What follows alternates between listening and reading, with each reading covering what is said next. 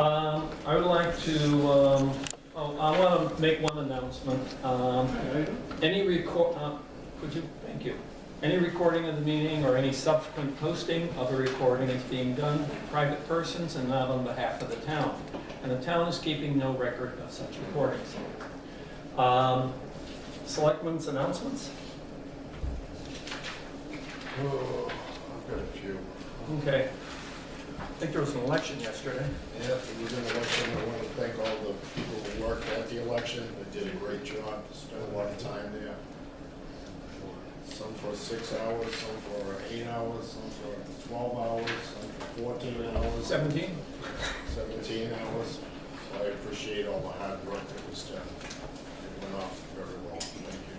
Oh, and we had, Victoria's been taking on the setting up and everything, and this election, I showed up here because I usually do. She asked me to go get bagels. I came here, toaster's missing.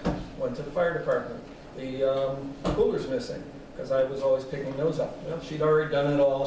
She's totally organized, and she's now handing out assignments, which is great. So we're in good hands.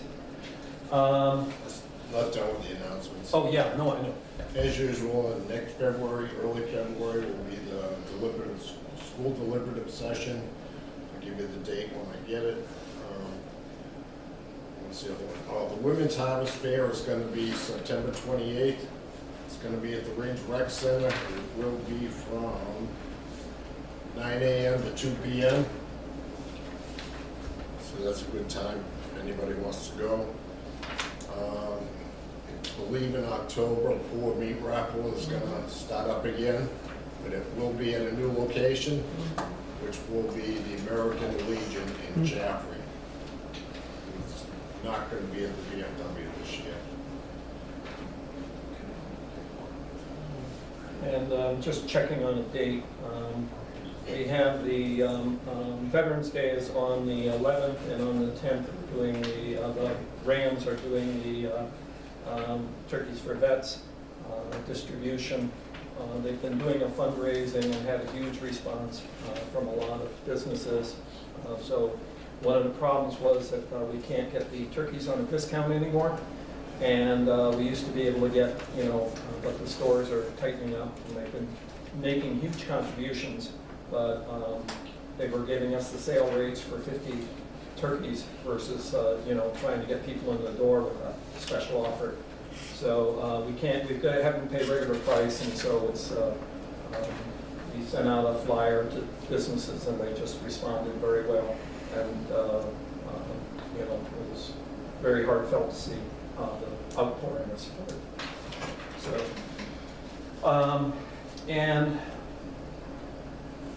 as chair of the meeting, I would like to remind everyone of the town civility policy, which states it is the objective of the town of Rindge that town business be conducted in a professional manner.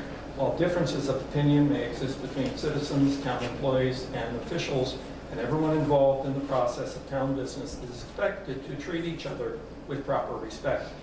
Anyone that fails to conform to that policy will be asked to remove him or herself from the process until they can conform their behavior appropriately, or they can select appropriate representation for their cause or purpose.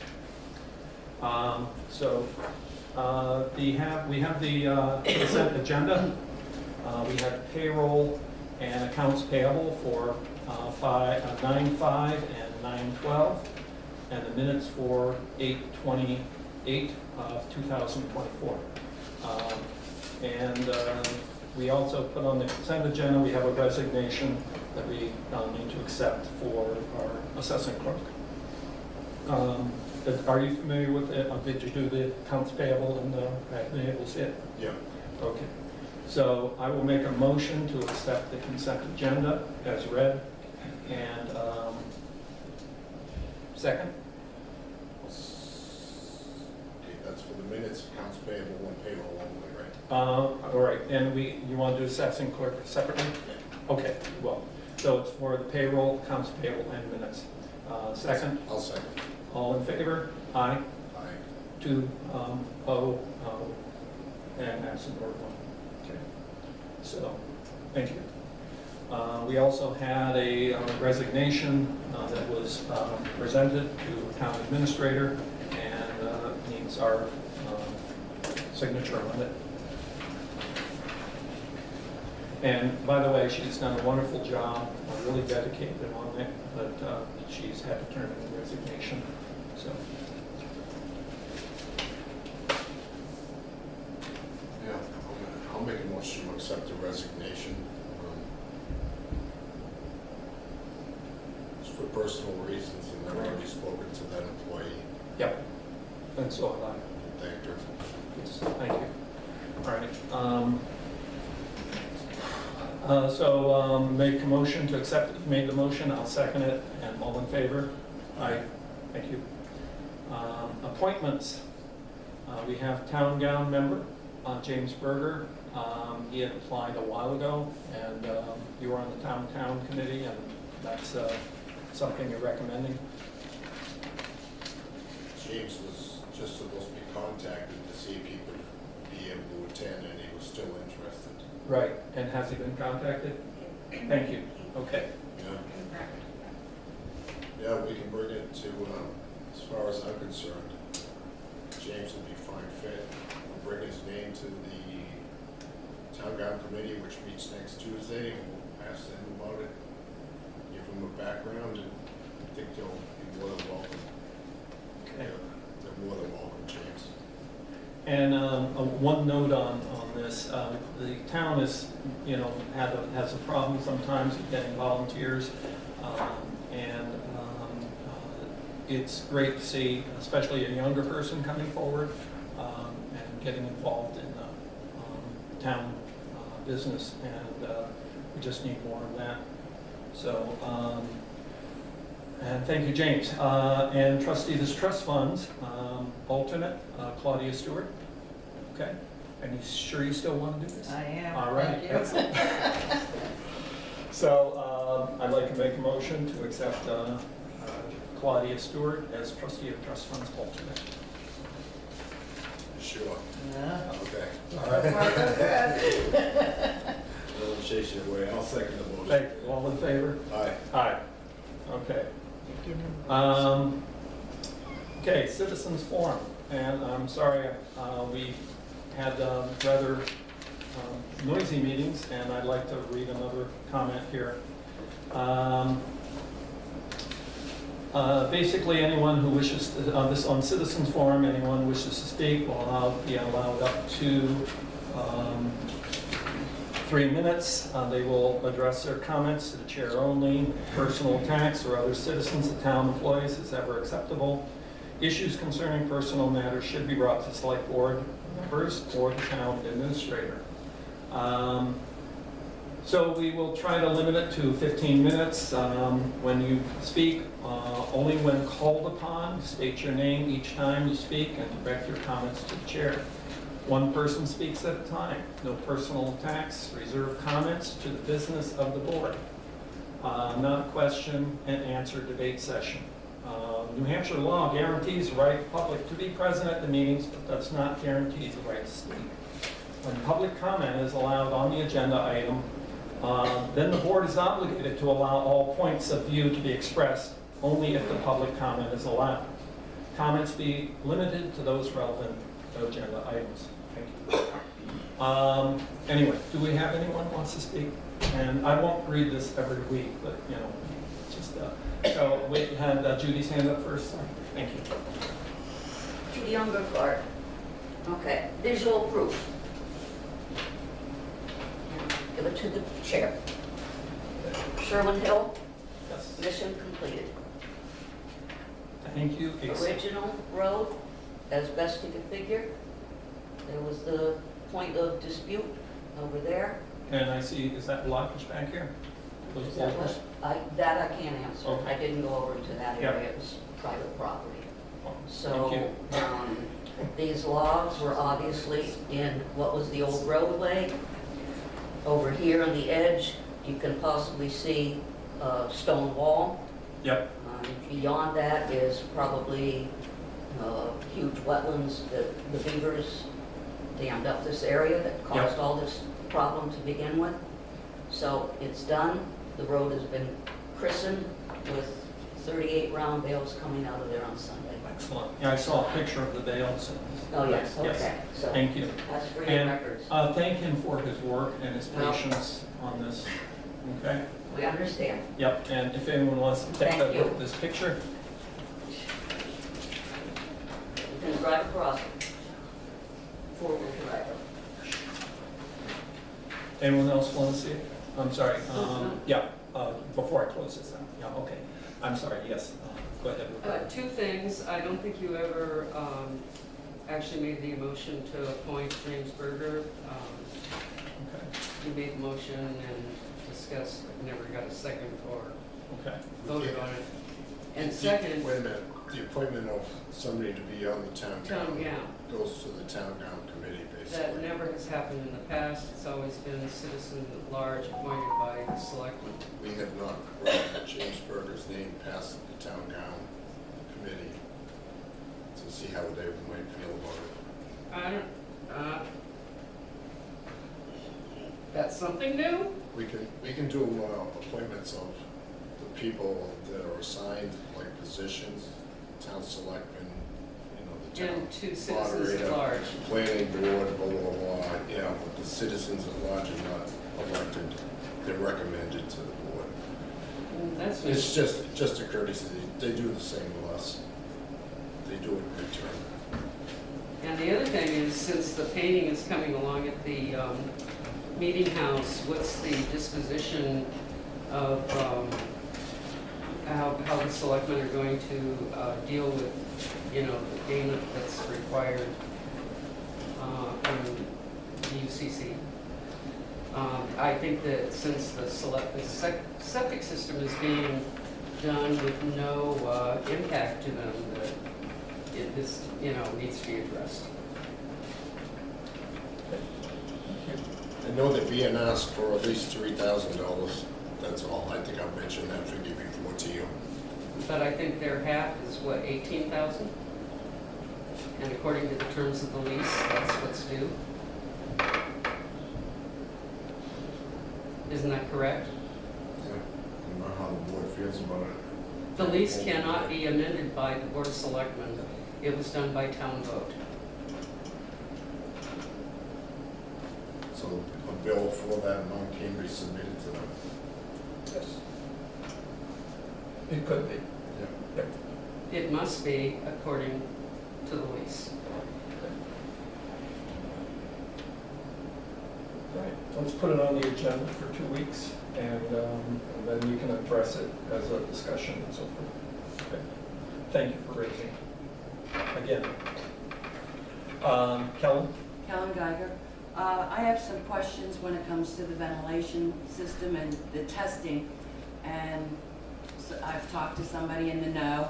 I would like to know if it was done by a certified engineer. And if you could tell me, I'll go through my questions. I'd like to know what kind of machine was used. And I would like to know if the machine was calibrated and the results of that paperwork. Is that available here at the town that I can see what the certified engineer wrote as far as the ventilation testing that was done? Because it should be done by a certified engineer. Thank you. We are testing it, and I don't know if you want to address it. It's not by a certified engineer, but we're trying, I'm just answering your question. And we're trying to see if there is a serious problem or a problem. We have the equipment to at least alert us that there is a problem. And if we go ahead and basically put an HVAC system in there, of course, we would get a certified engineer to not only see where the needs are, because they have to do that. So, Well, I would think we'd want to have a certified engineer and have this done before we talk to a company about putting something in, because if it's not certified and if it isn't calibrated, then it really doesn't mean anything at all. So I'm not quite sure what you're using as far as a machine or how you're doing this, but my concern is that I really think that if you want to go forward with this, I would hope you would get a certified engineer in here with the proper equipment that is calibrated to make sure that it is something we need before we go forward with Right. this. Thank you. I'll make one last comment on that, and I agree with you. It needs a certified engineer, but I don't want to spend for a certified engineer until we know we have a problem. And what it does is, it's like an idiot light on a car. It's telling you there's a problem there, then you take it to the mechanic. I would like to make sure, before we spend money, that we do have a serious problem here. Okay? And that's, I'd like to, I don't want to make this a discussion item, it's just that on there. So, You answered my question. In other words, you didn't have a certified engineer and you don't Did have not. any paperwork on it. Thank Correct. you. Yeah, you got it. And Ronnie?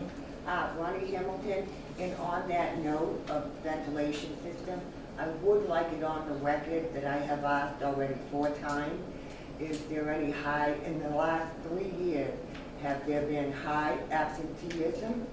Has there been any kind of sicknesses, breathing problems, headaches, any of that type in the last 3 years to warrant getting this ventilation system started?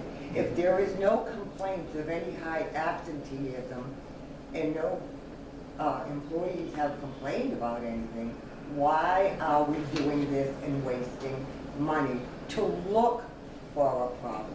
Please answer that question. I personally, I couldn't answer the question because when people tell me that they are sick, it's sort of confidential. I'm not relating any of the diseases or sicknesses that I'm aware of you can't really say, well, this is the reason or this is the problem.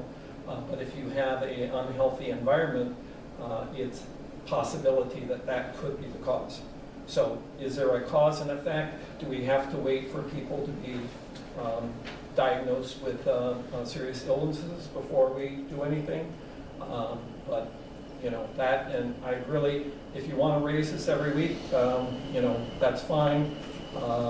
But that's the last I'm going to address on that. Okay? Thank you. And I'm sorry, you want to speak again? I just have a question. On what? Sorry. Are you going to allow public input on the proposals for the ventilation system? Oh, of course. You are going to allow public input? Sure.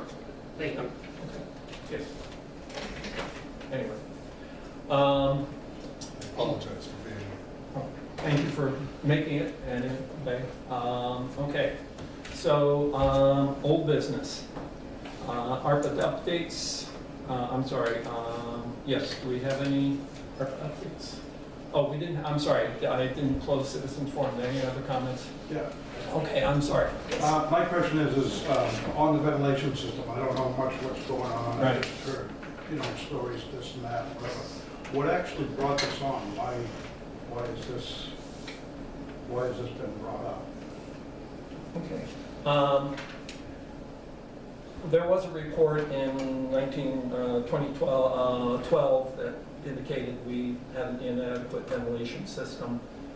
There had been complaints in the building about smells, some of it related to the septic that was getting back in the system there. We do have some, we have had sicknesses in the building, which I won't discuss. You know, it is a concern, and we've been doing some testing that indicates there's a possible problem. And not by an engineer, but by, you know, simple testing that there seems to be a problem. And, you know, so, and then Pat, did you want to, did you have an answer directed on this? At Yeah. Martin Farrow Road, I was going to mention that report. It was an energy audit done on this building back in 2010. And out of that came the recommendation that we not tighten up the building until we address the poor ventilation, that there was very high carbon dioxide, carbon monoxide, etc.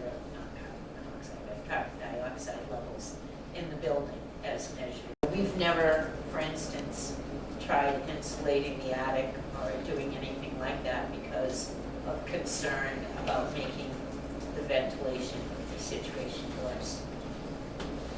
And it was, there was on the table a discussion of a ventilation system, but it was about $10,000 back then. There was no payback, everything we were doing at that time. We just moved to a different building. We just said, you know, there's no payback on this. We can't justify it from energy savings. Thank you. All right. Dan, Yep, go ahead. does that help? Well, yeah, it gives me I just have seen different things, and I served up here myself, and I didn't ever know there was any problem with the ventilation. Well, I didn't either, actually, but I think I've heard the complaints since I've been elected about odors downstairs.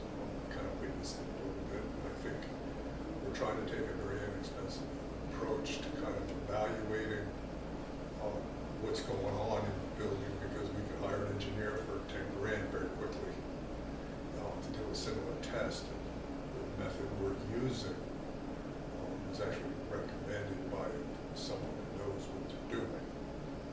And they said it's a very acceptable method to kind of take a ground level look at what's going on. The records that they've generated show extremely high levels of CO2 building. I mean, I have the chart from the August 14 meeting, and you can see where the red is in the time we were here. So I think, I know the studying office in here and things like that, I don't think it's cut stone, but I think we need to be evaluating it. Put all these little air conditioners in and they blow the bad air around rather than bringing in fresh air. This unit here, I had investigated. Basically, it's an air conditioner that recirculates bad air. And we have every window in here open, and we were testing this air. This, by the way, was with the windows open, I think. I don't have that data with me, but I think it was. I can't verify that. I can't either. I That know was with the windows open? Yeah. That's not a very legitimate. Yeah.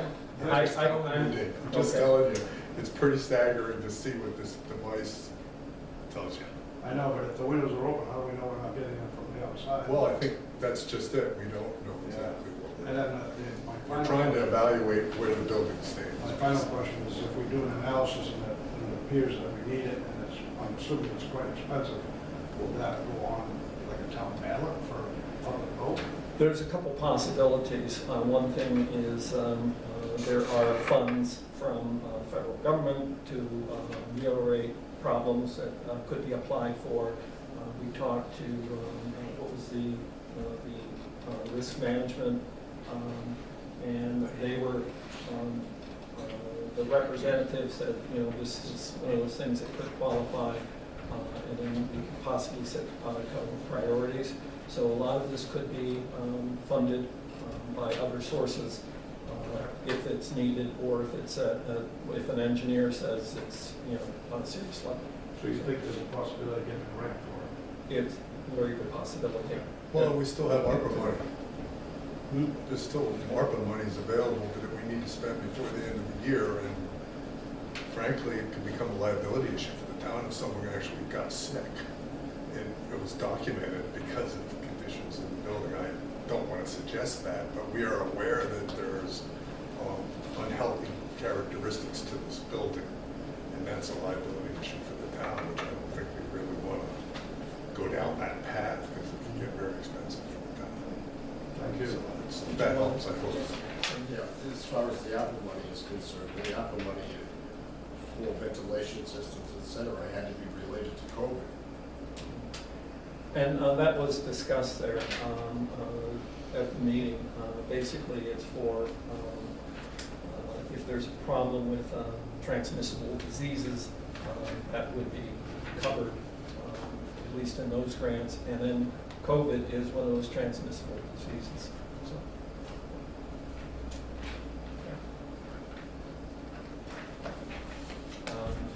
I'm not ignoring you. I'm just surveying. Just one real quick question. Yeah, I understand. All right, and yeah, go ahead. Could you please tell me what the name of the device is that you're using to Yeah, test right now, I please? don't know it offhand, and I've got the man right here could answer the Yeah. question, okay? We can look it up in a minute. Yeah, all right. Dwight has been doing the monitoring and keeping records of it. But I'd like to So, know. absolutely, yes, right. And Ronnie, did you have another? Yes, just one other thing. He mentioned he took that testing August 14th. Please review the tape of August 14th. That particular night was a full house, about 30 people in here, and no windows were open. That's what I thought. That was the night you tested it. And that could have been from the day before because I thought he had that, but we were testing that night and it had similar results. And this is one of the problems because if we have, in the winter, we can't open the windows. This can give us cross breeze and we're not getting the full impact of a full room. But it also shows that if we have a full room, it's not a particularly healthy environment. But it is only for a couple hours, theoretically. We do have some people working in offices, small offices, a couple people, and we're getting similar results if you have a small space, even if it's only a couple people, and that's our concern. And we're just assessing the problem. Okay, thank you. Okay, thank you. All right, I'd like to move on this. Yep. Oh, I'm sorry. Yeah. You had asked, the device that the town owns Yeah. is called Air Things. I'm sorry. Could you spell that? AIR Yeah. THINGS. Air Things. Things. Which model? Yeah. Yeah. Model number. Don't have listed models, sorry. It's a You plus- have the it's a device right plus. here. I That you can could read get it? The device is downstairs in the tax office. at the Oh, moment. it's locked in the tax office? Yes. Okay, it's not accessible right now. It's an air, I think it's an air thing plus. I thought it was an Airthing Plus too, also. Will be. Could be. Yeah, all right. But we'll have that information in the future, okay? But thank you. All right, I'd like to move on this. We have the other ARPA was the security update. We had a quote for, let me make sure I have the quote here. We had ADT and we were not satisfied with it. So and they are basically, we can continue with them at the same rate, but we were not satisfied with the performance of the company. And we also have security systems with Monadnock Security Systems from the other buildings in the town. And it would make sense to go with Monadnock Security Systems. It's actually less expensive than by $10 a month, I think it is, for this building. And the quote was for $44.28 for this building, and it's something we could probably get on ARPA, but I would like to accept the Monadnock Security Systems quote. This quote has been around for, it expired, so we need to update this quote. It expired on 9/6/2024. So we need to confirm that this quote is valid, okay? So I'm going to defer this for 2 weeks until we can get an updated quote and confirm this is the same amount. Okay? Did we ever get the third bid? We did not, but in this case, I think we can waive it because we're basically getting with a company that is uniform across the buildings and it's a You reliable said local last company. meeting you were going to search for. I have been searching for other quotes, yes. Okay. No one's gotten back to me yet. I'll start searching. Okay, thank you, Bob. Okay? All right. Thank you. How much was the quote for? $44.28. Okay, I want to make sure I have the right document. Okay. Thank you. All right. Camping ordinance, further discussion. Before we go on. Oh, okay. Yep. That's some other stuff. All right. Right.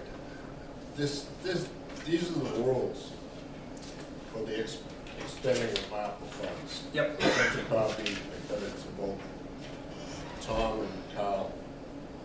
And these are the rules, so they change at will. So let me just read some. The ARPA spending has been a problem from the very start. States, counties, and towns were trusted with the funds up front, but it was up to them to submit reports as to how the money was already spent. All right, so we get approval after we've spent the money, basically. So what you need to do, and Rindge decided to delegate the tasks to two people, would be interpreting what should, what might, and what would be approved. Should we spend that money? And that, those two people, Laurie May and Rick Donovan, those are the people we should be addressing to find out if these monies maybe or might be approved. They attended many training sessions and had advisors from the feds and the state. And they still have many contacts with the state. Rindge did not want to have to return the monies that we had already spent, so we were very careful with the spending. We allowed spending only on things that we knew would be approved, all right? But that was always a moving target. If you've read through this, it amends itself about 6 or 7 times. Yep. Keeps changing itself. It's always a moving target. Right? The first 2 years, it was specifically addressing first responders in COVID, with the inclusion of water projects, water and sewer projects in broadband for some reason. Also, special attention was supposed to be given to minority populations within the town, in businesses. It's assumed that broadband was thrown in because of the need for remote meetings and remote work. We had a very short period of time that a couple of employees or few employees worked remotely, and it worked out very well. And they came back as soon as they could. And can I add on to that? Sure. Basically, a lot of people in private business were now working from home also, and I think that was a consideration Yeah. also. Our employees actually wanted to come back sooner than we requested them to. Yep. And we're very good about it coming back here.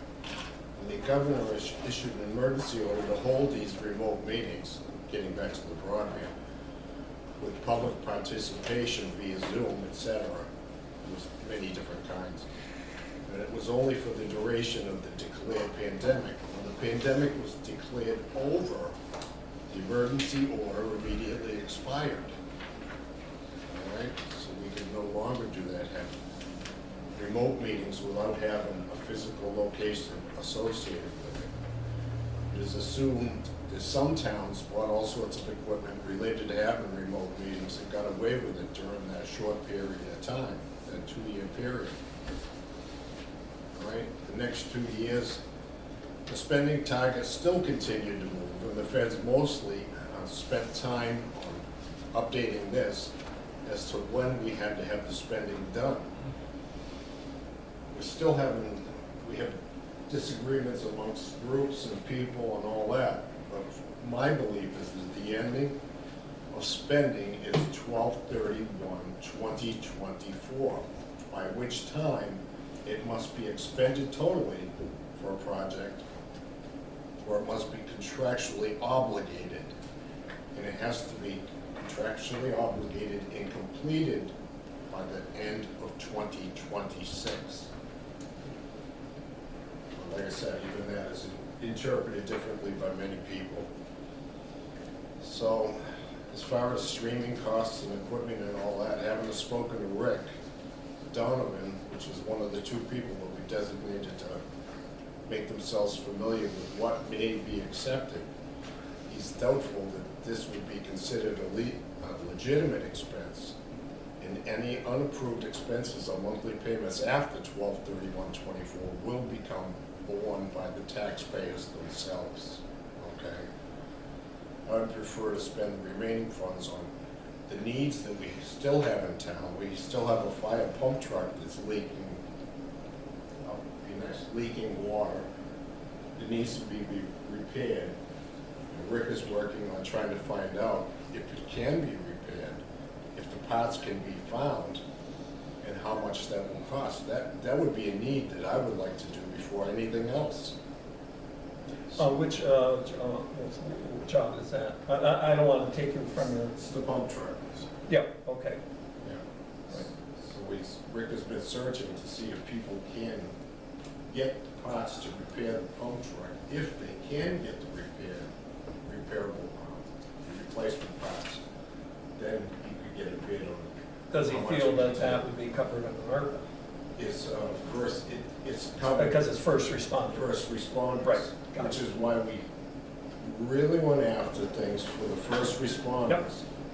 And during this whole thing, the highway department was declared part of the first response team. Therefore, the highway department was also included as the first responders under this ARPA grant. May I interrupt you, Bob, please? I'm almost done. In I- fact, this fire truck seems to be a more achievable project than some other things. That's Okay. all. Okay, thank you. May I speak? Yeah, of course. Bob, this is a business meeting, and you're talking to the public. They're here to observe us discuss our business in town. And I gotta tell you, you are purposely slowing every policy, procedural, move forward improvement that we've discussed since I've been elected. And, you know, playing the devil's advocate for just political gamemanship is nothing but destructive, period. And I guess, you know, I'm a business guy, and we need to be discussing business between the three of us, not you speaking to the audience for some political gain. And it's not beneficial, it's basically contrived antagonism. Bob, I'm speaking, I let you finish. Sure. Go ahead. And, you know, your knee-jerk response to every new idea that's come to this table since I've been elected is always negative. And frankly, you're not a leader if that's the way you act. You're a roadblock to everything moving forward in Rindge. And I just gotta get it off my chest. Because you haven't had one nice thing to say about me. You haven't discussed any questions with any business sense at all. It's just no, no, no, and no. And it's not benefiting the town. Period. You need to move on and make things happen for the people in this town, the people in this room. And they can complain about me spending money all they want, but we have a lot of deficiencies in this town. It's a dysfunctional organization in a lot of cases.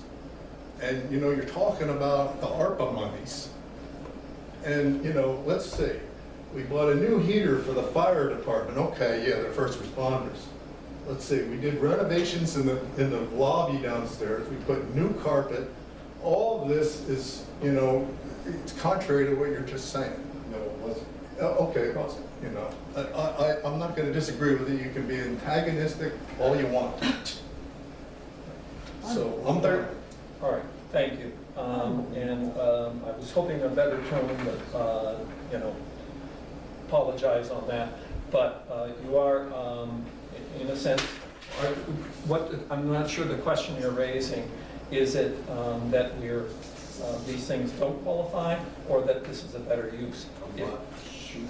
Gotcha, okay, We've appointed two people. correct. Got trained to Right. find out about this. Well, I think what we need is the two people here to help be part of the discussion. Question those people about. Exactly, okay, and I agree on that.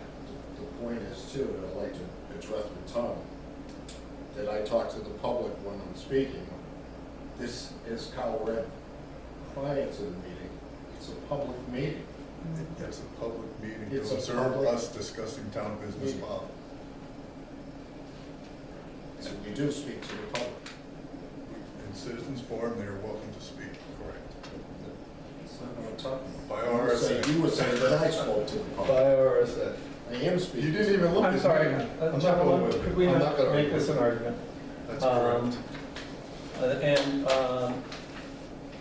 Correct, I agree with you, Bob, that they are the better authorities, and we need to have their input on this.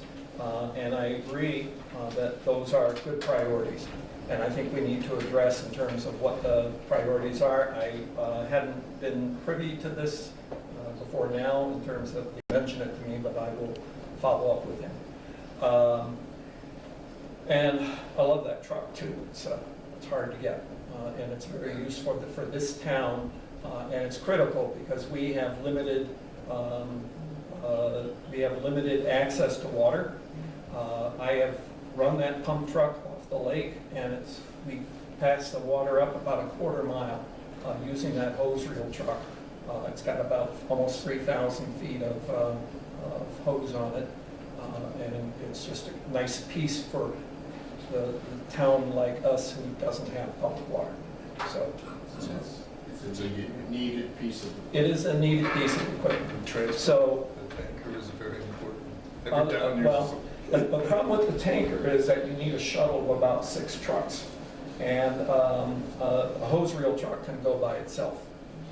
We had a fire at Bradford Road, and the tanker showed up, and our tanker was there, but we fed it off the pond just up the road with a hose reel truck, which was, one of those critical things.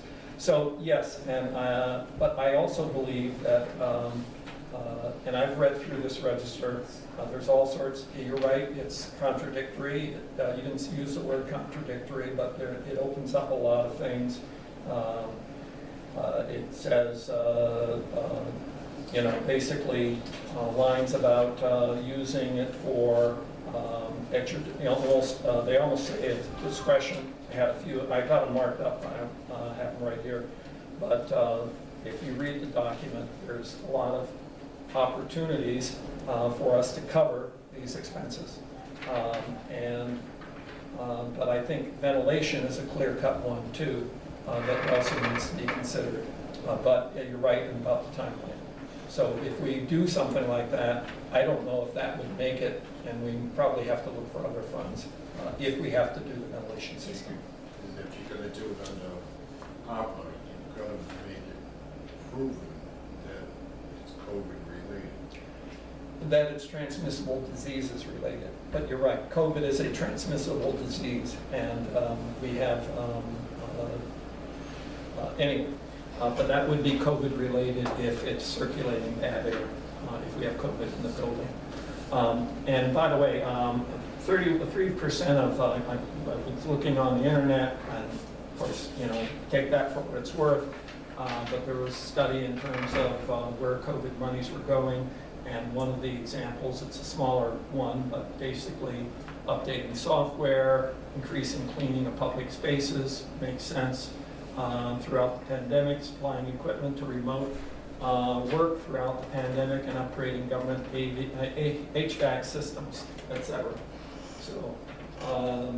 So anyway, that's another need, and that, I think that can be discussed next week. And I think we need as we've had in the past, have Rick up here to go through the list of priorities. And we are getting to the deadline because we've only got about 3 more months here. That we have to make decisions and act on them. So we can do that, and I'll try to make sure Rick's at the meeting if he can. So Bob has a good point that we need the brush truck. Rick is aware. I talked to him about the ventilation system, as is Lori May. But I think those are all needs. Right. First responders, buildings. I think we need to come up with, prioritize the things that we need. And determine what funds we're going to use to pay for those. Yep. We have the other $60,000 that is from the broadband, Yep. $60,000 there that we need to utilize that. It's sitting in a bank account. So that's money that we can use, and you can use it towards infrastructure. So if that's the priority to put it towards the brush truck, then we maybe can figure out, and there are other grant opportunities for New Hampshire Saves and several other avenues that we can look at for funding for the ventilation system too. So Yeah. I think it's just we need to prioritize the needs, and we have a short period of time where we need to utilize those funds. So, okay. All right. Camping ordinance. Further discussion. I got the other one. Did you get a chance to read that? Get that? It looked fine. Yeah. The changes that we discussed last week are incorporated. And I think it should work. Yep. And Bob, how do you feel about it? Yeah. It's one page, I like that. That's always good. So, Well, I think the little subtle changes we made based on Rachel's input and our discussion last time, just fine-tuned it a little bit better. I think it should just move forward. okay. And the changes here are in red. There's some things that are included, but not limited to. Correct. Which helps. When I wasn't, no one had mentioned about the public hearings, I know last time when we updated the police ordinance, we did hold a public hearing, so So would that be required on this? it's not required, but, you know, I reached out when we did the police ordinance one, it's not required, there's no real thing, but, you know, in Jaffrey, they say, they put it on the agenda, and they're talking about it, they're not, you know, they're not required to have a public hearing, but we've been talking about it for a few weeks, so I guess it'd be up to the board as to whether or not we would want to have a public hearing. What are your feelings? We'll take this We're 15 minutes. taking any questions on Is this. it gonna take 15 minutes? I- Public hearing. Then let's do one for next 2 weeks. Yeah. Okay, not taking any questions, so. It's not on this. That's fine. Oh, with me. yeah. I mean, this has been on our agenda for the last 2 meetings, so it's been quite a discussion. So All right. it don't take, like Bob said, So it'll take are 5 you, minutes. I'm sorry, are you saying we need a public hearing? I would do one. Yes, that's what I'm saying. It won't. So we'll schedule that next week, we'll put that in and. We actually discussed that last week too. Right, That's, but we didn't schedule a public hearing, so let's do that Now now, we've, okay? now we've got the language fine-tuned in there, but I'm sorry, I'm not taking any questions here. This is about in relation to planning Well, it's, and that. okay. All right, is yours related to that, or is it something else? Just kind of a point of order. Okay, if point of order is acceptable, yes. Going back one notch here, proposals for ventilation system of the town. I didn't hear any discussion about proposals. It says pending third quote. Do we have 2 quotes? It says here, you proposals for ventilation system. All right, we've closed that discussion, But and you- I'll answer it after the meeting, okay? Thank you. That was citizens forum. I'm sorry, we had citizens forum, and we're done. Thank you. We're doing a business meeting now, please. Okay. So I asked specifically if you were going to take questions during that I'm sorry. about proposals for ventilation system, and you said yes. That's why I didn't Oh, ask you during citizens forum. all right. I understand I thought you were talking about for future and, no, I didn't relate it to this meeting, what you asked. Okay? So, go ahead and repeat your question. We'll open it up. Sorry. No, I asked about if you were going to take public input on that, on the ventilation system, and you said yes. But then you kind of got convoluted. Okay, no, I meant in the future in terms of once we get something in place or we have recommendations, then we would open that up. Well, it's on the agenda. Right. Okay. I thought you were talking about future meetings. So, all right. I'm sorry, we need to move on, okay? I think, And we have closed, we have already discussed that, we've closed that discussion. We're right now on the camping ordinance. so You the have a question on the camping Yeah, ordinance? just in relation to planning. Yes. Because we're planning on changing part of the ordinance in relation to the camping, tent camping. Correct. Does not require permission. And I suggested that there be a provision in the camping ordinance that camping on private property requires written permission of the property owner, so that Rachel can do something if people are squatting. Okay, do you have a copy of it? No, Okay, so that's because on camping town property, private property. Right. And exceptions, I thought it was in there, let me make sure. Purpose, written permission from the board, okay, right. Yeah, is it in there? Hold on a minute, let me read it through. No, It's not in there? no, this is specific to Town camping properties. on town properties. Right. It really has nothing to do with any private individuals. So you want to include in the, on private, yeah, I remember a discussion on that. And the reason being is that the present ordinance says tents do not require a permit, fine, but we want to take that out so that it's covered by this, that camping on private property requires written permission of the property owner, Right. which would make sense, and we can't, that's not a zoning issue, it's really part of a selectman's ordinance. Right. That, To and govern people have it. a right to have To people cover it. camp. Yes, people have a right to have anyone camp on their property, but if someone's camping there, they need permission from the owner. Yeah, Yeah, I would unless, check Rachel, if Rachel agrees with that, to give we had her- discussed that 2 weeks ago, yeah. And what was your take on that? What is the exact question?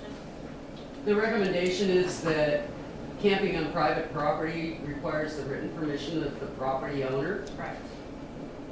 For how long? Well, they would have written permission. Oh, I know, but if I'm sorry. at my camp for the night, Yeah. I gotta get a letter to them? Well, no. That'd be crazy. If it's in the No, ordinance, it tent would have camping, to. camping camping. I know. It becomes trespassing in my mind.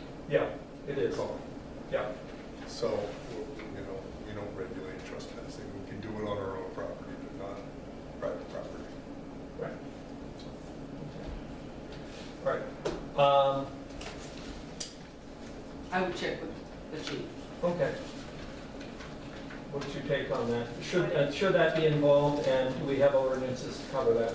Because Dan made the comment, you know, why do I have to write permission, because my, you know, grandson's. It doesn't have to be written in the form of a piece of paper, it can be a text message. And I can't go on your property, and if they show me that there's a text message, that's written landowner permission. Got it. So it doesn't have to be in the form of old-fashioned pen and paper. Permission, Permission is granted, and they can have proof of it, or, you know, if they're on the property and they say, let me call Uncle Dan, and I get Dan on the phone, and he says, yeah, they can be there. That's gonna suffice, we're not a stickler for the written landowner permission thing. So we can't get a hold of you and they don't have it in writing. So in terms of your advice, should this be written into the camping ordinance for I the town? haven't seen the new camping ordinance. Right, so- it has 2 additions. But, Well, actually, Yep. the address of, right.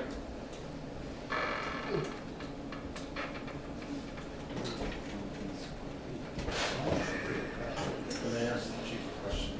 Oh, absolutely. Yep. Rachel,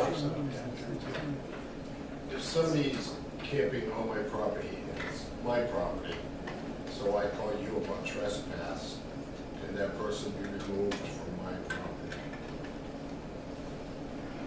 yes, if they've been, they have to first be informed that they're not allowed to be there. It can't just be, we go there and we arrest them for trespassing. We have to say, hey, you know, you're not supposed to be here, we're gonna want you to leave. If they then refuse to leave, then we can do the criminal trespass route. But it's kind of affording them an opportunity to do the right thing.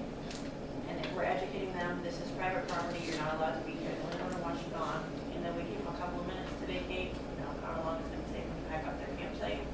And that's why I said before, if we go back and they're gone, that's great. If we go back and they're still there, that's when we can affect the criminal trespass arrest. So we pretty much already have a law that states that people can't squat on other people's property via camping. We can also issue trespass letters, so if that person is, in effect, they're camping on your property, we can go there and we identify them and tell them they're not welcome. If a week later they go back, go through the same process again, unless after the first contact, we issue them a trespass letter, you would issue the letter. And every time subsequent to that, they came back, they wouldn't be afforded that warning, they would be then immediately arrested for trespass. We have hundreds of letters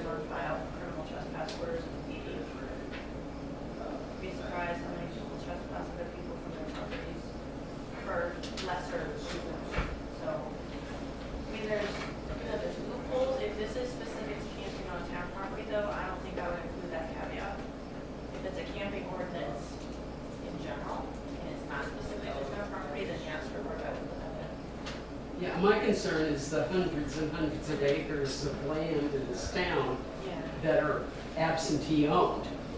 And, you know, they're not gonna know if somebody set up semi-permanent camps on their land. My recommendation is you have a section 2 camping on town property, section 3 might be camping on private property, and then section 4 is exemptions, and section 5 penalties. If you just added that small section and you included that caveat in there, I think you'd be covered on that one. Yeah, well, that's why part of Thank the you. reason I recommended it. Yep. It's like, It does say camping ordinance, it doesn't say camping ordinance for town-specific property, so. Right. Yeah, And that was the question I posed to you the previous time. Yeah. Someone set up a homeless set up a camp on, someone has 100 acres, they don't know you're even there. And so, and I've seen Chelmsford Woods where we had permanent residents, so, there's a lot of people camping in the woods, and it's year-round. yeah. I've actually had to go to the police department because on my large piece of land up on, somebody was squatting. Yes. I agree with that. Okay, thank you. Okay. And it was handled, What's that? and that was handled, no problem. Yeah, they took care of it. Okay. So we have a lot to take care of it already. Right. So do we need to add a section 3 and move the site exemptions to 4 and penalties to 5? I think that situation, when it's at least found out Yep. by the owner, is that's the taken care of. problem, is people are absentee and they don't know that somebody is squatting on their land. But then we're not looking to enforce, go on to people who are absentee landlords of land to go and enforce it. I would think you would be concerned about that, because once they set up residency, squatting, they can apply for welfare in this town. They are a resident, period. Even if they're uninvited. Do they have to pay the tax bill? No. We've actually had it happen. So do you have the tools right now, Chief, to deal with that situation without something added into here? Short-term campers, short-term trespassers, yes. The squatters' rights, I would have to review to see if that would be something that we can mitigate as quickly as we do the regular criminal trespass. Right. What has been talked about tonight, yes, but then again, Roberta brings up a good point about squatters' rights. They have that. And that was in the original discussion. So that's So- an action item for me to look into. Thank you very much. Yeah. Okay. So I don't want to approve this until We'll have the police look into it. we'll have the police look into it, yes. Thank you. All right, thank you, Rachel, for taking that on. Let's see, my agenda, I buried it, so. That's another one. Here we go. New business, community power discussion updates. And then we have a couple tax and eligible exemptions. So, Bob, you had mentioned putting this on. We had basically a community power committee. They met, there were 7 people on the committee. At the time of the vote, there was only 6 members there, and it was split 3-3. There was a write-up later that the 4th one, but it's neither here nor there. Basically, we have a fairly good argument for a no's, and I've heard and I've read this report, and there's a fairly decent argument for yes. So I don't know if we want to have a discussion on it, or Basically was to be brought up with the committee to come back with a recommendation to the Board of Selectmen as to getting into community power. Okay, the town, as a town. At the time, the discussion was to put it before the townspeople to vote upon. All right, so we came up with a 3-3, was pretty good. But when it comes down to it, was a 3-3 split, we cannot give you a recommendation, yes, positively yes, or positively no, okay? And I think it, 3-3 split is almost the same as a 4-3 or a 3-4, you know, in my mind. You know, you've got a fairly even split, so, Yeah. right. Well, this was a perfectly even split. Yeah. At that particular meeting.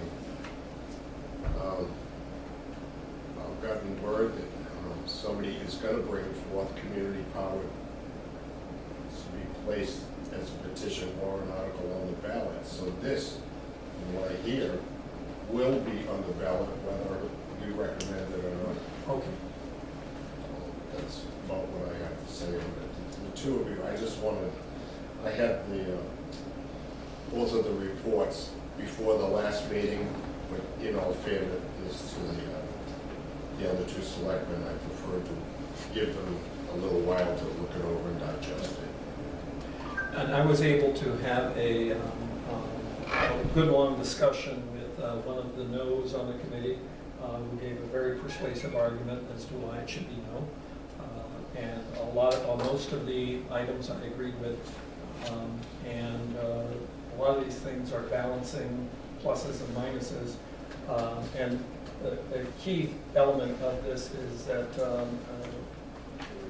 whether you have an opt-in or an opt-out option, people who have been following this know what I'm referring to, that a person would either have to be assigned to the community and then have to opt out. Right now they are pretty much assigned to whatever they have, and it could be Eversource.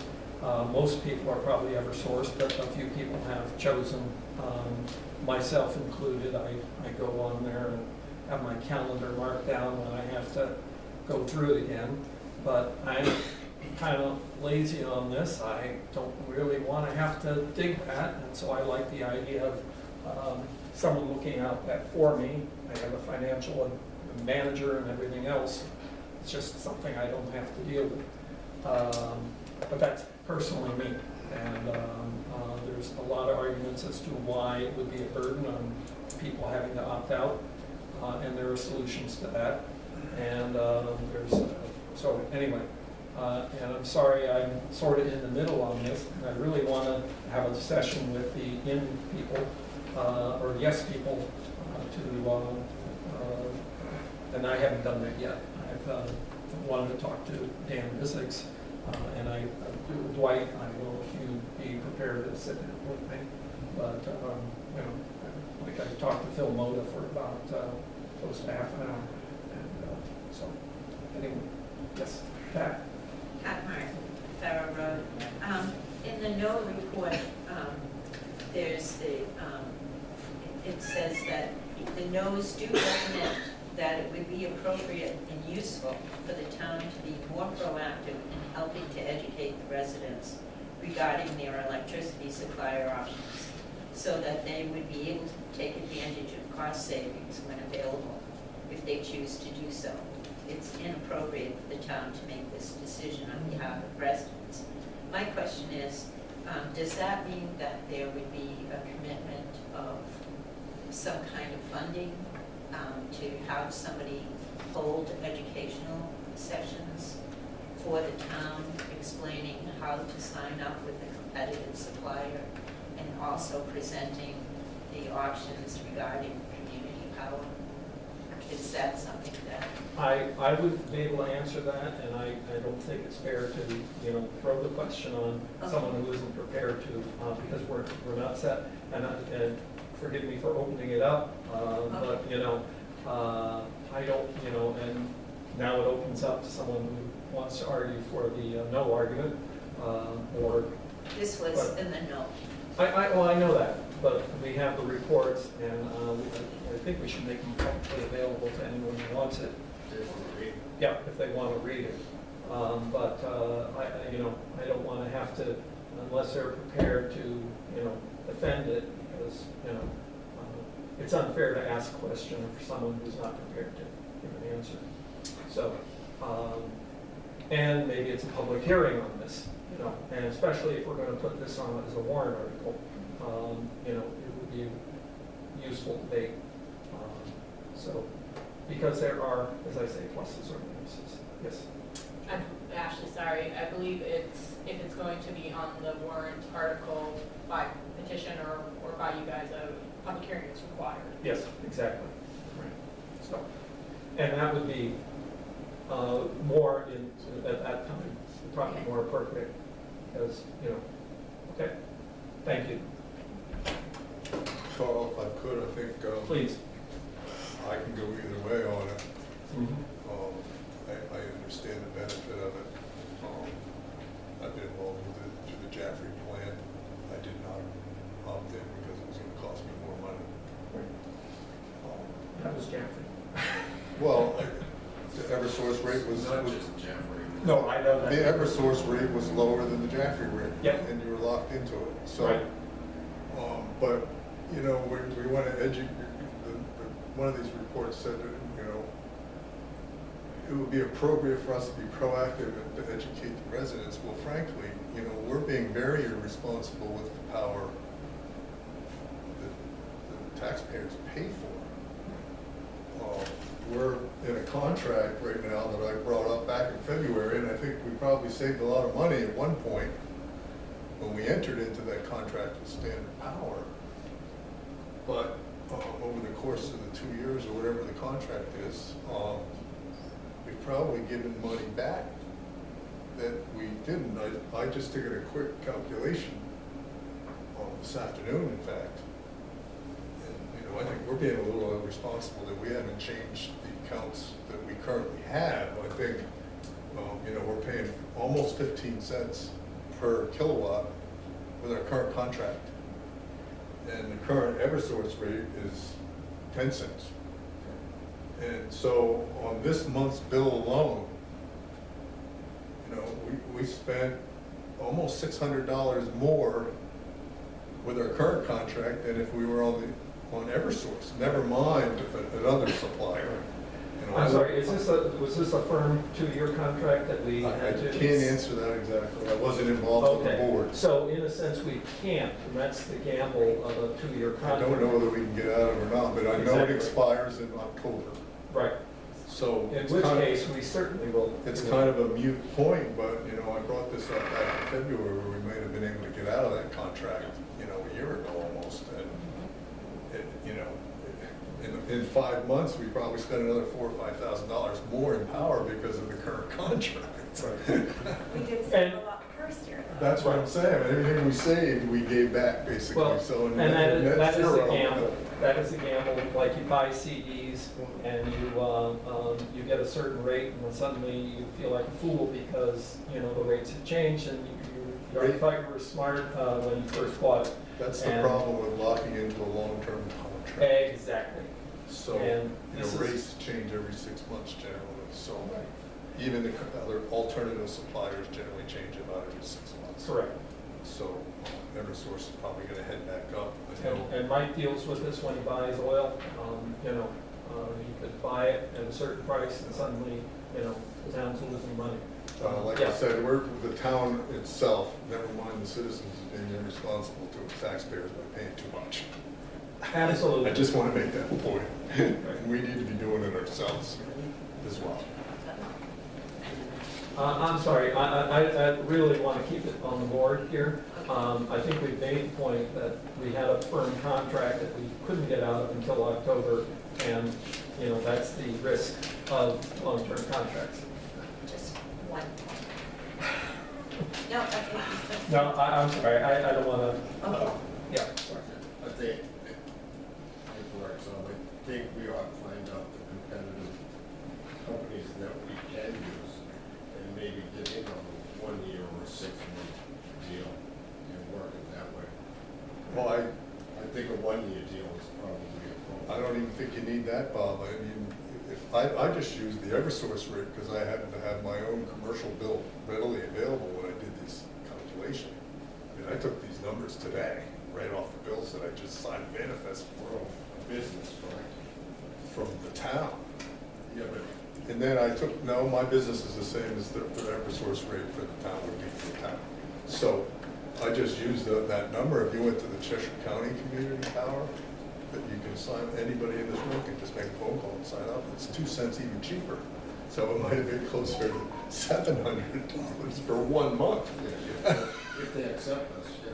Well, I would think they would, but I can't say they won't. They said they would, but I haven't called or asked.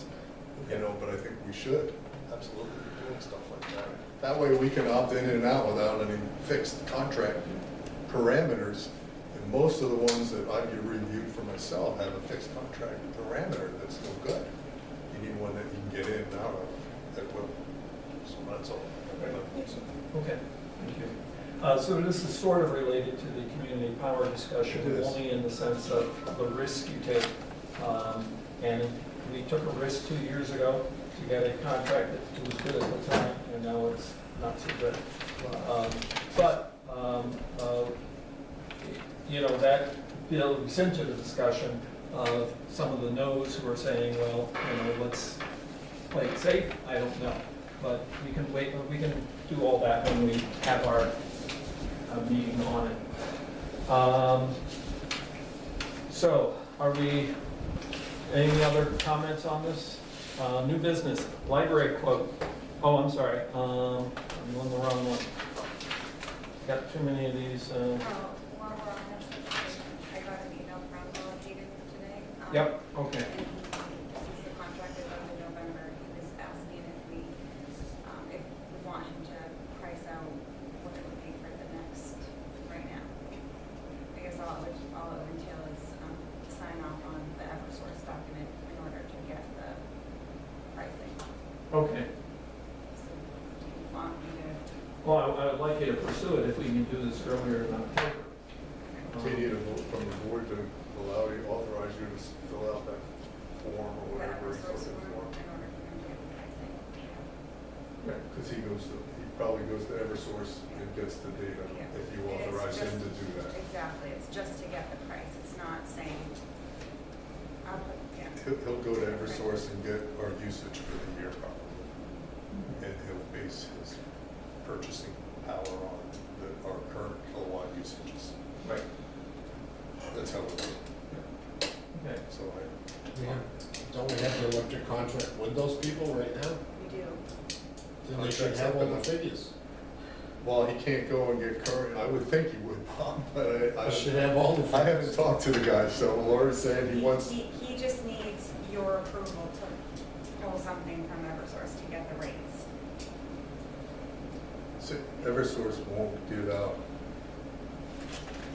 Rates and, account information to someone that doesn't authorize it. okay. Going down this path.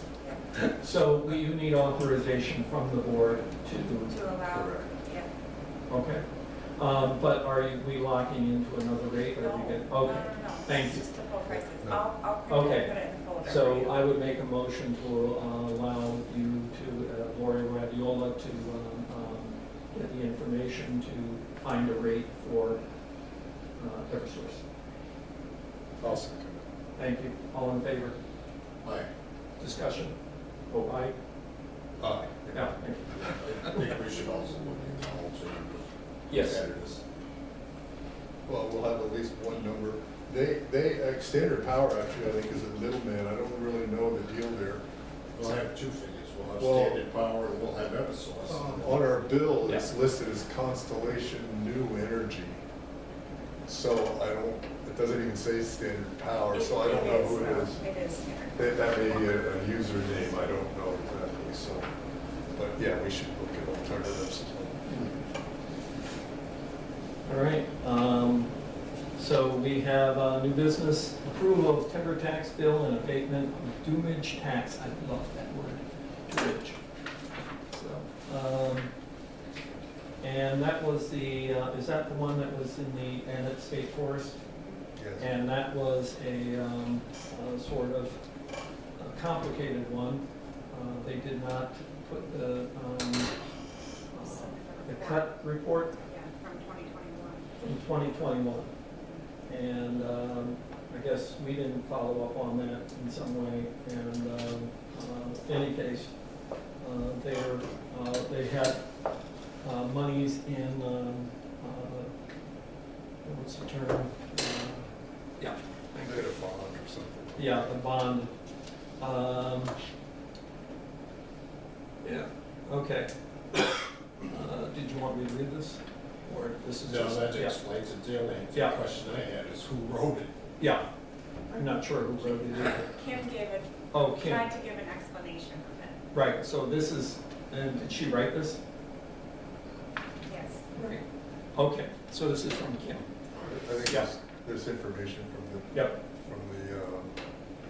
who's the guy the email's from? There's a couple different people there that they put their heads together and figured it out.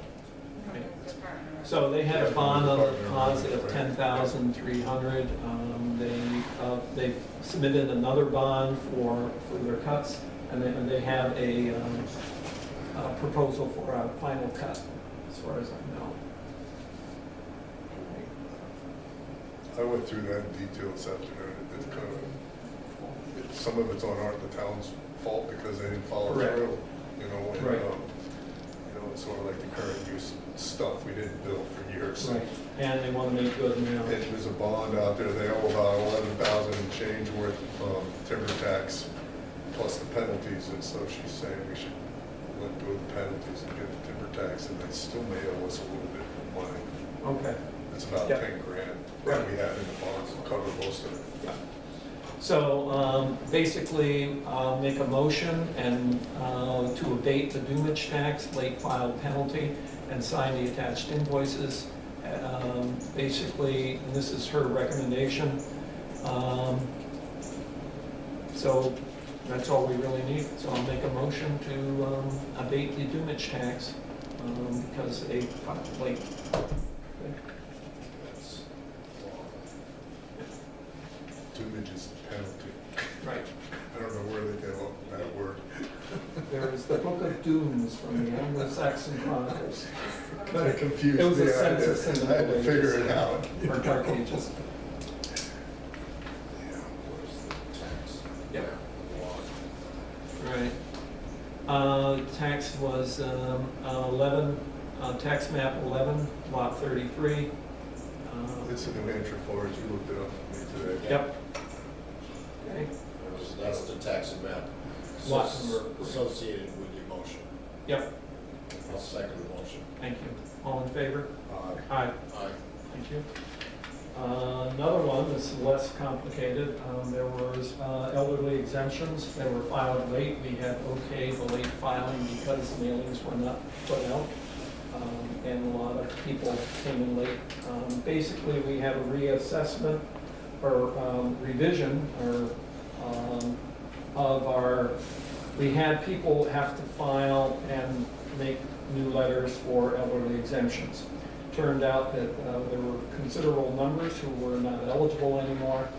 We've actually reduced by half the amount of exemptions by basically going through our procedure and demanding that they resubmit.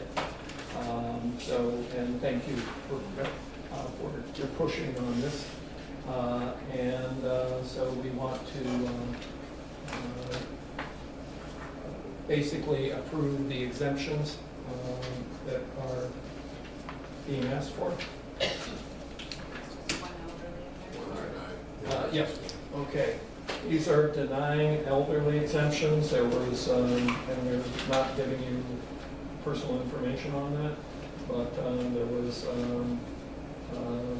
basically, there's one for denying, and the other one here is elderly exemptions. These are approved or recommended for approval, and they granted one. One's an abatement. Yeah, what's an abatement? We had already approved them. Needs to reapply, okay, and needs to requalify for 2025. So this is just for this 1 year. Okay, I think we approved that last meeting. Yep. I wasn't sure. because I- and everyone signed it, Yeah. so, that was the one that was pre-approved. I think this is the new one.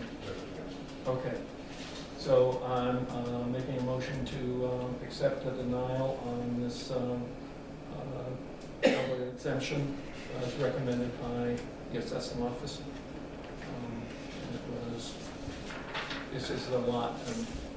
All right, thank you. Second? I'll second. Thank you. All in favor? Aye. Aye.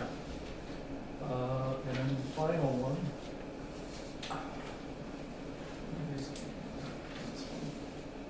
Keep losing my minutes, too many papers. Here we go. There was another one on, oh yes, approval of revised abatement recommendation. Lot 6, lot 66. And so, Really, somebody lives at 666. 6666. It's a pretty memorable number. yeah, okay. I'm glad someone else noticed it. I read through it this afternoon. This was originally denied, appealed, and it was revealed that it was incorrectly denied. And yes, Roberta, you can address Okay, it. so, 78 Main Street. Okay. The process for these used to be that, you were notified of the whatever happened when you put your abatement application in.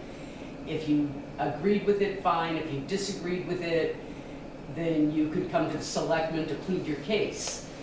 I've already filed for, paid my $65 and I'm going to, BTLA because, it was ridiculous. So, but it probably could have been solved if we, if the selectmen had heard the people that had issues with the decisions, because they don't necessarily go into it that carefully. So, anyway, it just, it took a lot of time, but, I've already, I've already had my appeal in with BTLA. Okay. So, because it was denied. Okay. Well, Yeah. I'm making a motion to accept it. Any second on that? I second it. Right. Basically, The revision is that there was no change. isn't it? No, they reduced the they value. reduce the, right. And the owner of the property is not agreeing to the reduction. I wasn't notified. Somebody told me that they recognized my map and lot number and said I was on the agenda. I said, what? Okay. Didn't you walk the property with the? Yeah, but I didn't know she did anything. Okay. Well, that Well, was the we'll make purpose of it, sure to do an that's inspection, not wasn't it? happening. Pardon? Wasn't that the purpose of it, to have it? She wrote what she did.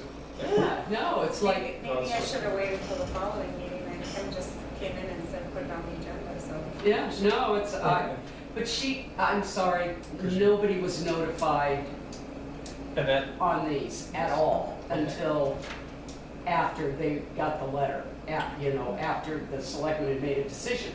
There was no communication prior to. we need to make sure that happens, is your point. I think the system wasn't broken, it shouldn't have been changed. It's still- But we wouldn't want to notify you before the board makes a decision. So here's what happened in the past. A letter went, or a phone call, to the applicant that either, it's being denied, or I came up with another number. This is gonna be my recommendation to the board of selectmen, not what you asked for, but something else. If you are acceptable with that, then they will approve it. I didn't even know about it. I kept checking Avatar. It has not been updated for the public.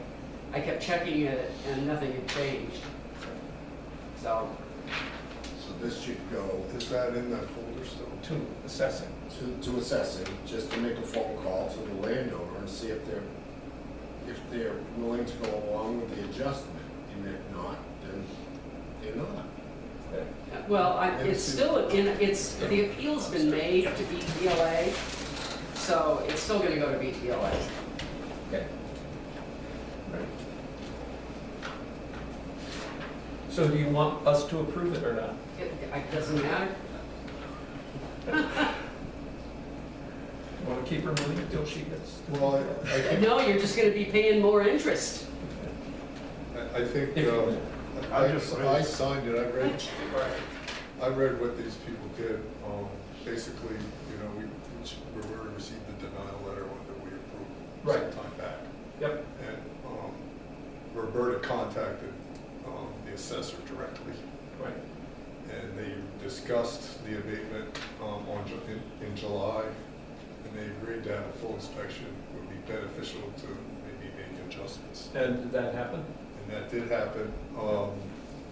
The interior inspection, you know, appeared to be from 2015, and the data was in question. So they did, we scheduled they did an interior inspection on July 30, and they revised their observations based on the thing that, you know, they changed a number of things on the card. I don't need to get into all of them, but essentially Roberta provided a bunch of comps, and they did their own comps, and they made an adjustment in the value.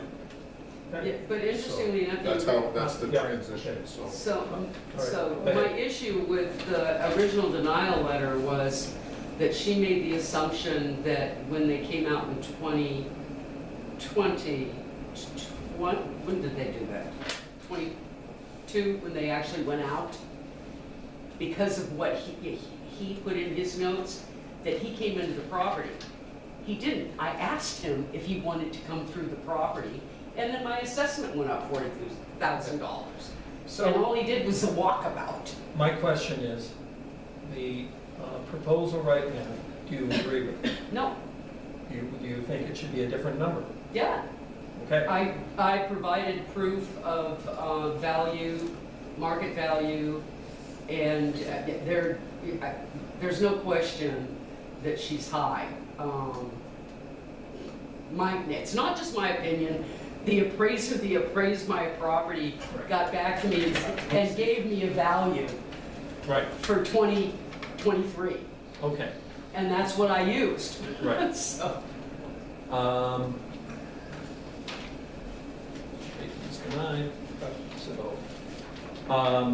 what is the current value? I'm trying to look up what the current value was that she's. 563, I think. 363. 360. It was, yeah, it was. With the adjustment, With the assessment adjustment. reduced to 363, no, it was reduced from 363 to 335. Correct. And I recommend the abatement on the 28,400 value difference, an abatement of $711 plus statutory interest. And is that, what number did you want to put on there? I had 302. 302, so you want it down another 33,000. Yeah. Okay. So the option is the selectmen can do that and do the check with the interest. When I go to the BTLA, they're going to tell the town to try to settle, which if that's the offer, it's going to be, no, I'm taking my chances with the BTLA. Because, I mean, I have a pretty, I've got the numbers, so, it's. Okay. Carl, I think, we paid this assessor to do this work, and I think they made an original recommendation, which we accepted. Right. And, they accepted that there may have been an error, and they went back to try to rectify it, and I think we should accept their recommendation, and Roberta has other avenues to pursue. Well, I have signed it, you have signed it, and if Bob wants to sign it or not, then Roberta's welcome to goes have to it the for a third BTLA meeting and if she look likes, for- Yeah, so we're just, basically, we're signing off on the revised, reduced, she'll get an abatement for correct. the difference between the two. And if all this fails, then we'll have less interest to pay if we lose at the BTLA. That's And correct. That's correct. correct. So, and would you have more interest to pay if you didn't pay? Mr. Chairman, for clarification, please. Okay. Do you DTLA, BTLA, what is she talking about? Bureau of Tax Land Appeals. I hate the use of acronyms without using. Yes, I thank you for, Thank you, sir. former military guy, you understand I that. hate acronyms. Yes, okay, all right. So do we need to vote on that? We signed it off, and where it goes from here is in the hands of either Todd or Roberta. So basically, any other, the statement of recommendation, special events permits, their FPU Fall Festival, Rindge Women's Club Annual Harvest Fair, DTS Appreciation Day, and Community Day. Community Day is where, again, is? It's part of the DTS. Oh, it's the DTS, yeah. That's where I thought it was the fourth suddenly listed. So,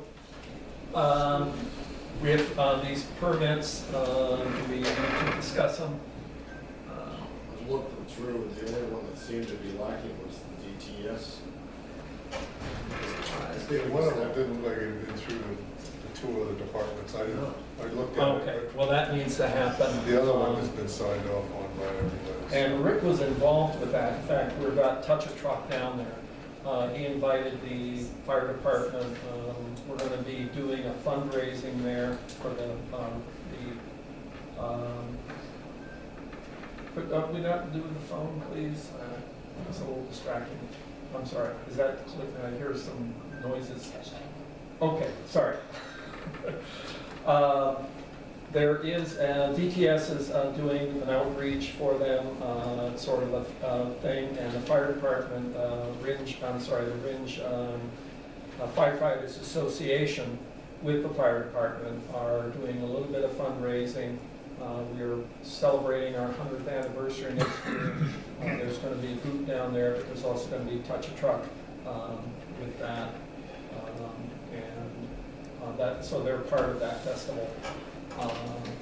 But the other two are very straightforward. I would basically,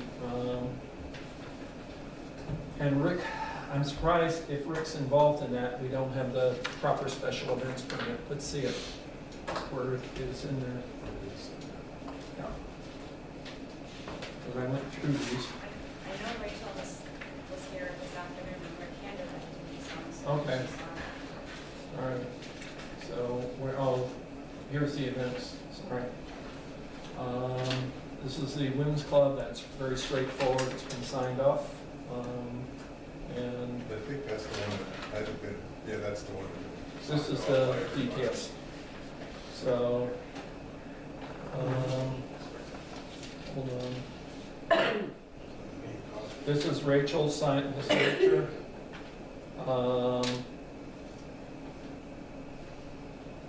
Yeah. Okay. That was signed off by police, and it was not applicable for, sorry, highway department not applicable, it's not on the road, and accessory permit, yeah, those are.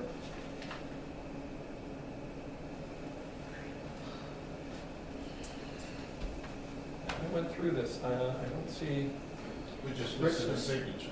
Yeah, we're missing, I can't find Rick's signature. Here, RFD, no, it's here. The attending, engine to kickoff, and he's got his, yeah, it's the signature. Right there. Okay? All right. It looks like initials, but, yeah. All right. Okay. This is the one that didn't have any color data. Okay. And this Might is have missed the that. FPU. It And hasn't been through the channels yet, I don't think. It's dated emergency Fall management. Festival. Is it missing from the other sheets?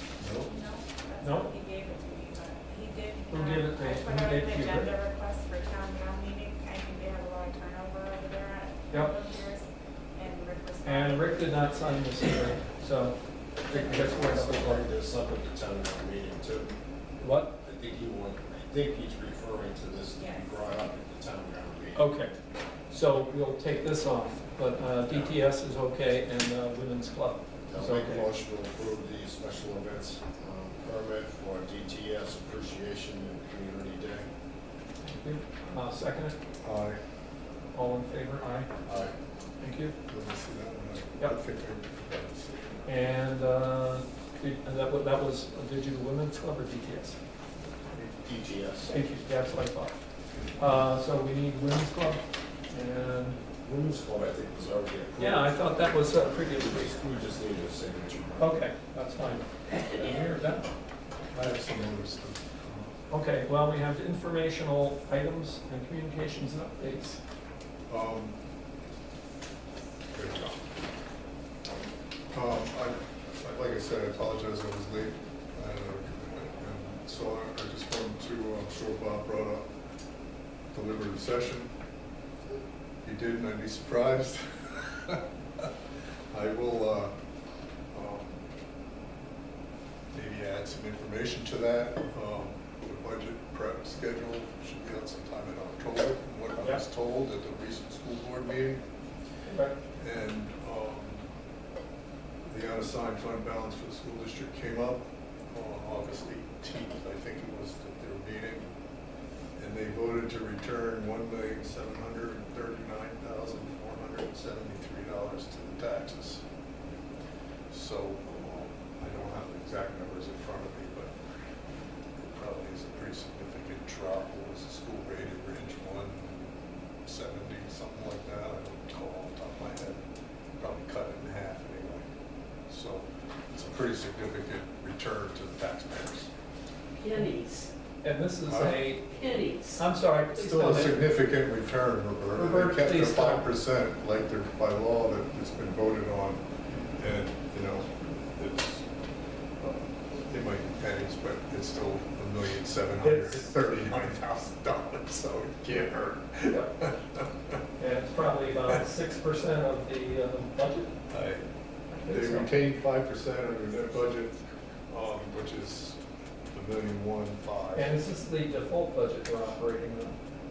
No, it was not. They basically voted for a It is. below default budget. Well, I just thought I'd bring it along as an announcement. Most people here probably don't follow that. I have been watching, and I've asked when the budget stuff is. They really didn't have a solid answer, and I'm not so sure that it's how public it is, Yep. but I questioned it the other day. Right. In a public forum. Yeah, when I did dealing with the board, I vowed that if they're gonna ask for a default budget, they're not gonna use the excuse this coming year that they need to increase because they asked so little this year. And it's great that they're returning it, and at least maybe they're showing some discipline, that, because they had very low asks this year, to their credit. And the fact that they're able to return means maybe that they didn't really need to ask as, Well, I think that as much as they usually do. there's a number of factors. They had some student services positions that weren't filled. They got excess revenue. Yep. There's just a number of things. Yep. About half of that probably went to fill staff positions. Right. Probably the other thing that, for the school board, is that they're working heavily, and I don't know how much money they spent on it, but they've got a design engineer working on the addition down there for the vocational arts stuff, or whatever they call it. And I asked what the estimated project cost was gonna be, because the grant they're fighting, they applied for actually is 75% of the grant funding. And it's, I was told it started out around 26 million. They think it's down around 20 million. But it's undetermined at this point. But they're planning on bringing a warrant article to move forward with this project, probably in March. And would there be a 25% share, be 5 million? Well, at 20 million, you're right on the money, and Right. that doesn't, it's a pretty broad number because you don't know whether it's the construction side of it or it's the outfitting side of it or what. I think it's still pretty vague at this point. Right. So, Okay. Did you have any information? Okay. one question for Tom. Go ahead. On that I'll try. on that 1.7 million, is that, Correct. out of that, what is the percentage that Rindge? And it would be, Dan, I don't have that information. I think it's gonna, it works I into talked the to tax him, and he formula. basically made it sound like Jaffa gets most of it. Well, Jack, they discussed the rates, but it was kind of preliminary with what they were getting from the financial person. You know, it's not finalized yet, but I think the Jaffrey School portion was lower than ours to start with. So it makes a difference in their rate as well as ours, but it's, I'm not involved with the formulation calculation of it. okay. But either way, it's gonna benefit the taxpayers. Right, Pat? I just wanted to say that it is possible for people to attend the school board meetings remotely, which I did this past Monday. And I heard the news. I was there. Yeah, I heard the news, I heard the mention.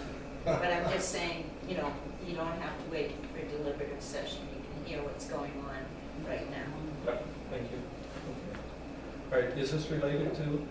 Okay, go ahead. So one of my continued beefs with the school district is, and I've had issues with these return of monies, because it's basically taken off the top. It is not returned to the taxpayers that pay it. We pay it's like a 60-40% because of the grants. It's not returned 60-40. It's taken off and we don't get what we paid in. It's really annoying when I went back over years and years of the give back. We're not getting it back the way we put it in, because the apportionment is very close. You know, the apportionment numbers are very close, but in the actuality of what comes out of taxpayers' pockets, it's like 60-40. And it doesn't come back to us 60-40. It goes back 50-50. So over the years, it's cost us hundreds and hundreds and hundreds of thousands of dollars. Thank you. Actually, I'm meeting a school board member in a couple days, and I will prepare him for that question so that he can, well, That has to go to the DRA to do the apportion, or the give back the way it goes in. And it basically, they don't do it that way, because I talked to Charlie about it, and he goes, oh, I get it, I see what you're talking about. Yeah. Right. Anyway, It's like it's a pretty convoluted way, but nonetheless, some of it's coming back. Yeah, and it is just gonna be pennies on the. You know, well, I'll see you at the budget hearings. Yeah. Well, I look forward to it. Personally, I'm So they could have taken the $1 million off the budget, right? I theoretically. didn't say a word, I just asked a question. Theoretically, if they knew what they were getting back, and that sometimes is sort of a hit and miss. There's sometimes suddenly the state will give them $500,000 and you unexpected. If they don't get it, they can't spend it. Yeah. Okay. I anyway. have one other thing. Okay. And I apologize that it was late, I would have probably brought some of this up in announcements. I know about a month ago, Bob brought up that Mike got all this material sitting down there, and I think we ought to be a little bit cautious with that material. The state has got this big push for what they call LRS or something like that, limited reuse soils. And the state considers, environmental services considers them, you guys are welcome to read this. I didn't print 2 copies, I apologize, but I didn't have time to make it all. But anything that we dig up from the roads is considered contaminated material unless we prove otherwise. So we can use it, and I don't know the specifics of all the rules, but we ought to be a little cautious. It might create a liability for us if someone's well happens to get contaminated or something, that's all. Now, Mike has stored that there. Do you know what his intended use of it is? Well, Bob said he's gonna build a road with it at the cemetery, I think, wasn't that what he said? It's supposed to be the base of the road at the cemetery. it's, I know this, I've talked to guys from the DOT, and it's kind of a big convoluted thing, but they're really into this with contaminated salts, and phosphorus, and invasive species, and it's kind of a new thing. And we ought to just be paying attention to it, or Mike should be, because technically there's, it just simple characteristics. It talks about, you know, basically it falls under hazardous waste rules, but the material may be not, it's all considered hazardous waste, but there's two categories. There's one is hazardous and one's just so there's two things. One you have to dispose of properly, one you can get a waiver to use. I think we ought to be paying attention to it. Have you talked to Mike about it? I have not, I just discovered this myself. Okay. You know, and through some of the classes, I started asking some questions that I've been taking on the road, so I'll get a copy of this to Lori, and she can distribute it to you guys. I didn't have time today. All right. It's worth following up on.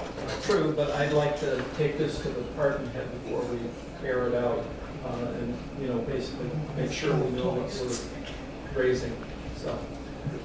Anyway, I would like to. It may be beneficial if I just read it for everybody here. Roadway soils. I would rather that Mike needs to be part of this discussion. That's fine. Okay, yeah, okay. So I would adjourn this meeting. Oh, I'm sorry, we need to go into non-public, because we have a couple hirings, and we need to discuss it. Thank you. I'm making a motion to go into non-public at 8:53. No, at 53. I want to get out of this room. 7:50. Okay. Thank you.